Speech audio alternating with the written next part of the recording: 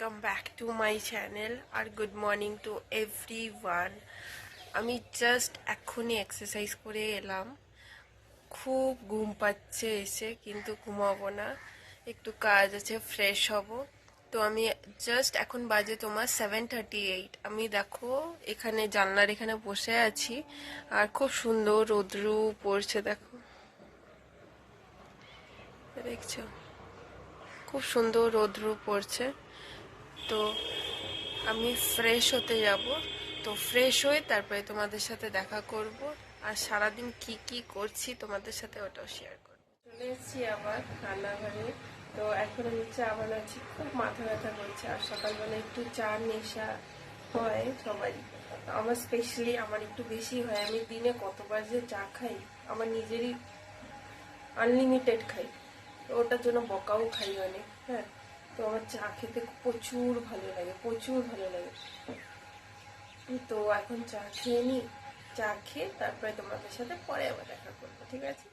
ঠান্ডা লাগছিল, তো আমি চলে এসেছি ছাদে। তো ছাদে খুব সুন্দর রৌদ্রতে দাঁড়িয়ে আছি। আর না দাঁড়াতে দাঁড়াতে না ঘুম পাচ্ছে রীতিমতন, প্রায় মনে হচ্ছে এখানেই বিছানা করে শুয়ে পড়ি, এত সুন্দর লাগছে রৌদ্রটা আর গায়ে পড়ছে, খুব ভালো লাগছে। তো চলো এখানে দাঁড়াই এখন।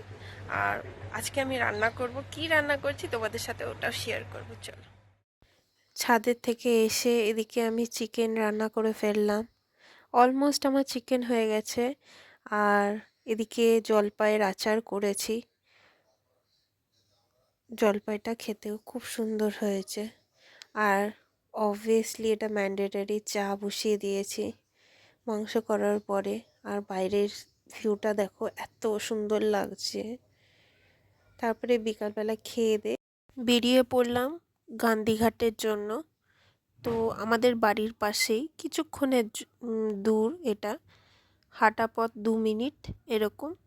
তো আনফর্চুনেটলি আজকে এখানে খুব ফাঁকা, না হলে অন্য দিন খুব ভিড় থাকে, দূর দূর থেকে লোক আসে, এত ভিড় থাকে। জায়গাটা দেখতে এত সুন্দর, তার মধ্যে বিকালে গেছিলাম, এদিকে সানসেট খুব সুন্দর লাগলো গিয়ে, দেখো তোমরা।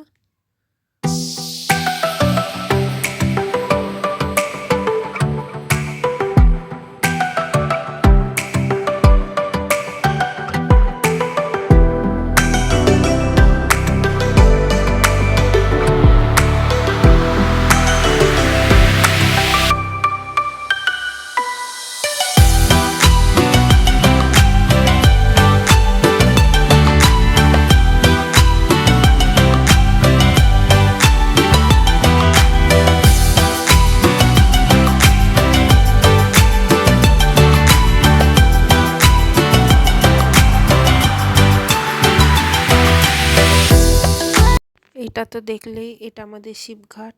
শিবঘাট থেকে আমরা বেরিয়ে তারপরে অন্নপূর্ণা মন্দিরে গেলাম। এটাও আমার বাড়ির খুবই কাছে, বলতে গেলে 2 মিনিট হাঁটা পথ। এই মন্দিরটা একদম সেম জেরক্স কপি লাগে দক্ষিণেশ্বর। যদি তোমরা দক্ষিণেশ্বর দেখে থাকো, একদম এটা মিনি কপি অফ দক্ষিণেশ্বর লাগে একদম, দেখে নাও তোমরা। এই রাস্তাটা দিয়ে আমরা মন্দিরে প্রবেশ করলাম।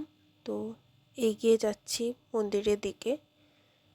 তো এগিয়ে যাচ্ছি আর এই সাইডে যে দেখতে পারছো খালি জায়গাটা, এখানে ভোগ বিতরণ করা হয়। আর সিঁড়ি দিয়ে উঠে তারপরে ওখানে মায়ের মূর্তিটা ওখানে স্থাপিত করা আছে। এত সুন্দর দেখতে, মায়ের মুখটা দেখেই মনটা ভরে যায়। দেখো সিঁড়ি দিয়ে উঠছি, তারপরে মায়ের মুখটা দেখাচ্ছি। দেখো মায়ের মুখটা এত মিষ্টি দেখতে। ওখানে না বিকালবেলা গিয়ে যদি পুজোও না দাও, তোমার বসে থাকতেও খুব ভালো লাগবে। তারপরে ওখান থেকে মার দর্শন করে পাশেই অন্নপূর্ণা ঘাট আছে। তো অন্নপূর্ণা ঘাটে চলে গেছিলাম। তো ওখানে জানি না খুব ভিড় ছিল, ওখানে কি পুজো হচ্ছিল জানি না। তো সবাই পুজো দিতে এসছিল, ঘাটে বিসর্জন করতে এসছিল। দেখো নিচে এখানে সবাই কিসের পুজো হচ্ছিল, এটা তোমরা জানলে পরে বলবে নিশ্চয়ই এটা কি পুজো। আর প্রচুর ভিড় ছিল ওই দিন, সবাই গঙ্গা জল নিচ্ছিল, বসে আছে, আড্ডা মারছে। ওখানে বিকাল হলেই না সবাই বসে থাকে, আড্ডা মারে, গল্প করে।